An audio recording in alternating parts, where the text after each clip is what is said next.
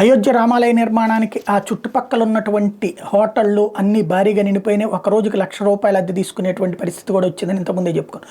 అయితే ఇక రాబోయేటువంటి రోజుల్లో పెద్ద సంఖ్యలో ప్రపంచ నలుమూలల నుండి అక్కడికి వస్తూ ఉంటారు కాబట్టి కొత్త సీన్ మారుతోంది. ఆ పక్కన 1000 ఎకరాల టౌన్షిప్ ఏర్పాటుకి యోగి ఆదిత్యనాథ్ సర్కార్ ముందుకు వచ్చింది. అంటే అక్కడ ఉన్నటువంటి గజాల లెక్కన భూమిని అమ్ముతారు, అక్కడ ఇళ్ళు కట్టుకోవచ్చు, కావాలంటే ఇళ్ళు వాళ్లే కట్టించిస్తారు, ఆ ఇళ్ళకి ఇంతని రేటు పెడతారు. అవి కొనుక్కున్నటువంటి వాళ్ళు ఈ యాత్రికులకి అద్దెలకి ఇచ్చుకోవచ్చు, లేదంటే వాళ్లే వచ్చి ఉండి యాత్రికులకి భోజన సదుపాయాలు లాంటివి చూస్తూ బ్రతికేయచ్చు. ఇట్లాంటి ఒకటి అంటే ఆధ్యాత్మిక క్షేత్రాలు ఉపాధి మార్గాలనానికి సజీవ సాక్ష్యం తిరుమల తిరుపతి దేవస్థానం. తిరుమలకు వచ్చే భక్తులందరూ తిరుపతిలో ఉండి అక్కడ తినటం మూలంగానే తిరుపతి పెద్ద ఎత్తున ఎదుగుతుంది. తిరుపతి ఆర్థిక వ్యవస్థ అంతా కూడా తిరుమల వెంకన్న స్వామి మీదనే డిపెండ్ అయ్యింది.